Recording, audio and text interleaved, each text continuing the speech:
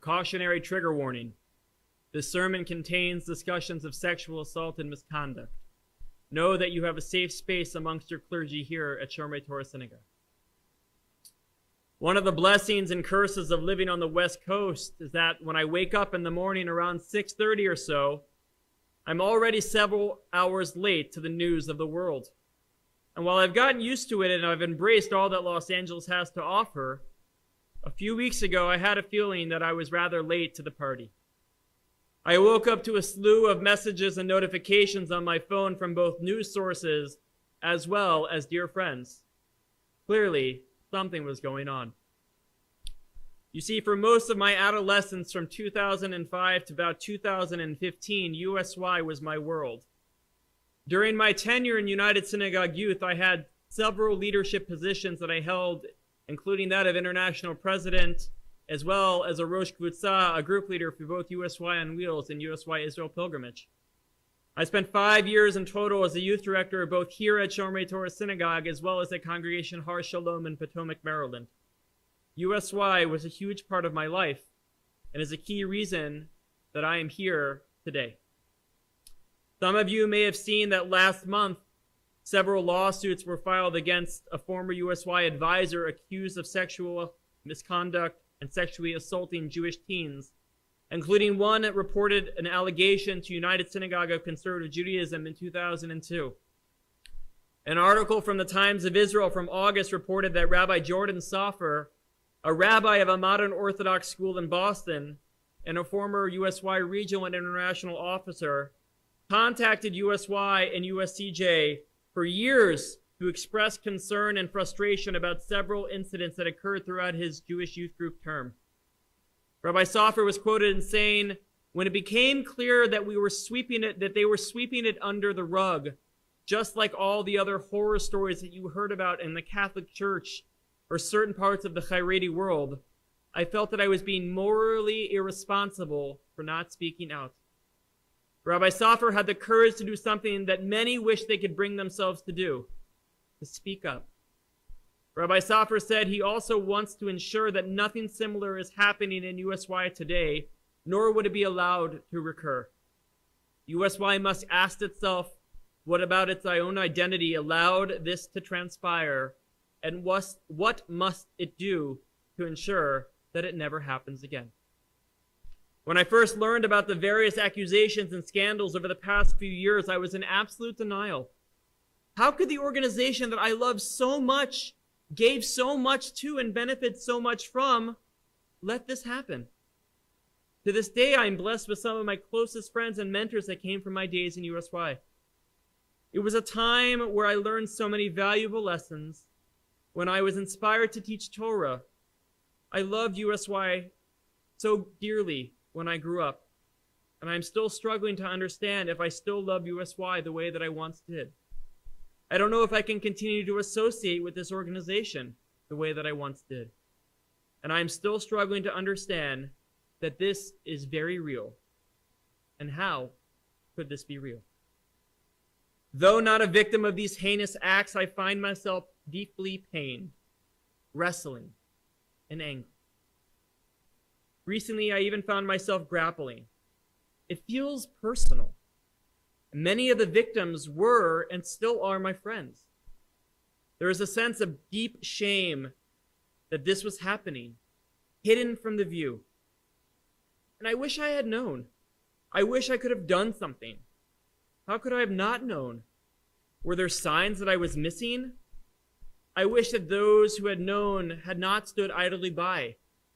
As a community, we have a responsibility to acknowledge this deep and disgusting moral failure. Our work on Yom Kippur is to do the incredibly difficult yet obligatory work that is necessary to make sure that these things never happen again. In his seminal work on Hilchot Tshuva, the 12th century Spanish scholar Moses Maimonides explains that there is a multi-step framework in order to go through this process. Maimonides lays out the 5 basic elements of tshuva that can be a structure for both our work in doing tshuva as well as those who have committed the different acts.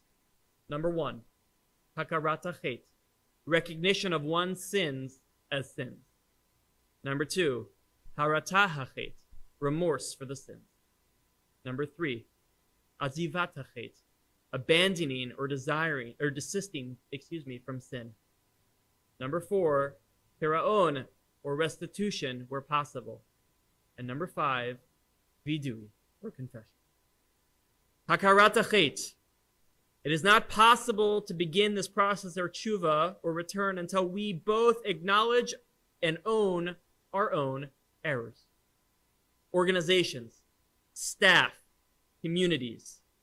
We ignored the cries and swept things under the rug, and we must recognize that the sins that happened and allow our pain and our anger to move us to action.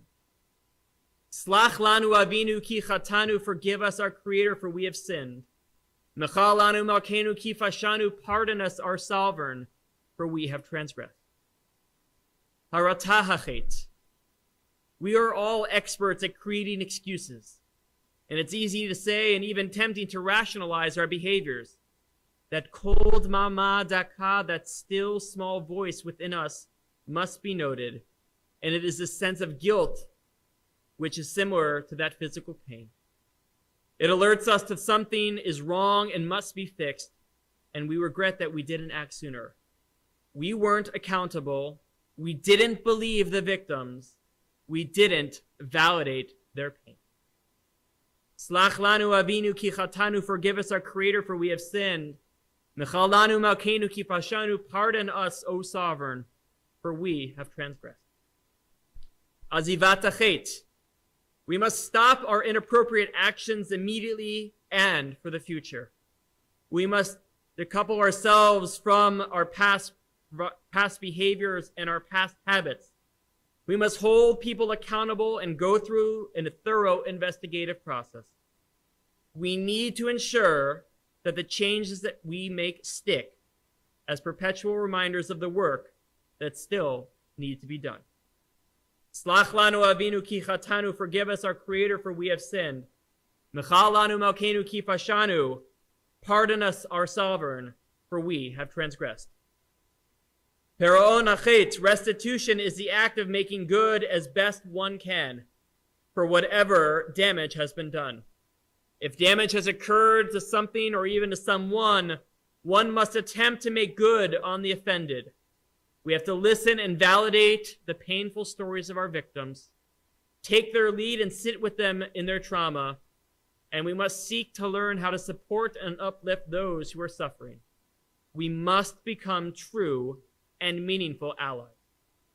Slach lanu avinu ki chatanu, forgive us our Creator, for we have sinned. Mechal lanu malkenu ki fashanu, pardon us our Sovereign, for we have transgressed. And finally, the vidui. We acknowledge out loud our misdeeds and our regret and resolve to never repeat them. That our repentance is complete when we acknowledge that we are slipping into past behaviors. We have to own the fact that this is never-ending work. These transgressions may still be occurring, so our work must continue, both as individuals and as collective. Slach lanu avinu ki chatanu, forgive us our Creator, for we have sinned. Mechal lanu malkenu ki fashanu, pardon us our Sovereign, for we have transgressed. Ki ata Adonai tov v'salach, for you, Adonai, our God, are kind and forgiving. V'rav chesed l'chol korech. You, God, act generously to all who call it. A complex reality, one which is difficult to even entertain, is the fact that the perpetrators are also wounded. A further reality is that the perpetrators have wounds.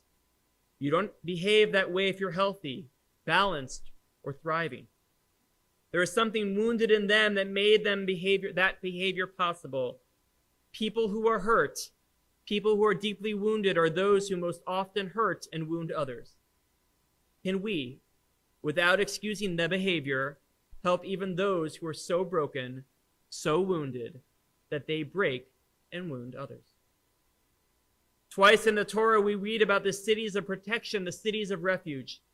These Arei Miklat serve the purpose to protect and create a safe space for those who have accidentally killed another. And the Torah mandates these cities as a refuge, as a symbol of God's unconditional love and constant presence among people. They are a safe haven for those who need protecting, for those who need tshuva, and for those who need to accept that both the tshuva and them can change. Rabbi Levi Meir was a chaplain and psychologist at Cedar Sinai Hospital here in Los Angeles. In his book, Ancient Secrets, Rabbi Meir draws a parallel between the designation of a city of refuge with the building of God's sanctuary in the center of God's people. Rabbi Meir writes, the most significant aspect of a city of refuge was that it was, in every meaning of the word, a sanctuary. A sanctuary, of course, is a place of protection. He explains that Moses was instructed to build a symbol of God's presence amongst the Israelites, as the verse says, V'asu li migdash v'shachanti betocham, and make me, God, a sanctuary that I may dwell among them, us, the people. Rabbi Meir concludes saying that a sanctuary is a powerful, concrete symbol of God's constant presence amongst people. God dwells with people, whoever they are, or whatever they have done. And yet, however beautiful of a sentiment this may be, it is still inadequate. Cities of refuge are not enough.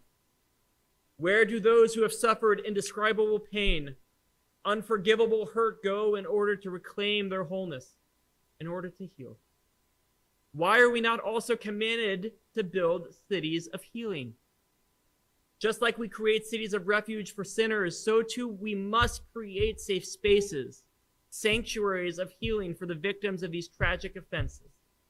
We need to have sanctuaries for them to be free, to join forces with us to call out all of the wrongdoings. We need the victims to give us another chance and trust us to do better and forever prevent these atrocities from transpiring again. The task is on us, and we must act now. While it shouldn't be a priority to create safe space, it's not always a possibility. This is evident by the fact that the monstrous acts have occurred over time. We must also strive to create brave spaces. These brave spaces are where the painful stories and trauma can be shared and supported. Rabbi Sofer wasn't given the space to be heard when he voiced his concerns, but he was so brave in sharing. All too often, we aren't even courageous enough to share what is important and necessary. Through actions similar to his, people can stand up and bring to surface the weights of their hearts. We as communities need to partner with organizations like Sacred Spaces and their Aleinu project that enables organizations to implement best practices for the protection and safety of children, but really for everyone. But it doesn't end with that. We must train ourselves to become allies of the LGBTQ community by learning with Keshet, who brings LGBTQ equality in Jewish life, as well as other marginalized communities. We must not let these events take place again. We must be ready to be present for those who need us. The time is now, and the need is great. But I would also be remiss if I didn't also call for gratitude. We must be thankful to those who've come forward and show bravery. We must be grateful for their staying with us, for wanting each and every one of us to do better. We also have to show gratitude and be appreciative to those in our community, both locally and globally, who are brave and allow each of us to be brave in turn. Brave people allow us to be safe. And because of their bravery, we can work towards feeling safe. Our tradition for Yom Kippur is to recite multiple confessional prayers, namely that of the Ashamnu and the Al-Chet. Much has been debated throughout our tradition about the names of these prayers and the language that is used to write them. Our tradition tells us that the confessionals are said in the first person plural. The reason for this is because while each individual may not have committed these specific sins, as a community, we certainly have. And on the day of Yom Kippur, this day of atonement, our fates are interwoven as a unified people. As we move into the next 24 hours of deep contemplation and meaningful reflection, I offer much needed al-chet as a reminder of our task ahead. And I invite you to beat your chest with me as I read them. For the sin we have committed for not listening to those who cry out, and for the sin we have committed for not crying out. For the sin we have committed for not believing those who cry out, and for the sin we have committed for not being truthful. For the sin we have committed for not protecting those that we love, and for the sin we have committed for not being truthful to those we care about. For the sin we have committed for standing idly by the pains of our fellows, and for the sin we have committed for turning a blind eye. For the sin for not holding our leaders accountable, and for the sin we have committed by not training our community to have their eyes, ears, and hearts open. For the sin for not creating policies in our synagogues, our schools, and our camps, and our extracurricular spaces to protecting our children and all the victims of sexual abuse. And for the sins of abuse of power, for the sin of creating a culture of abuse. For the sin of not creating a safe space for people to learn, to live, and to grow, and for the sin of those toxic spaces. For the sin of not protecting the lives of those who've created in the image of God, and for the sin of harming God's creation.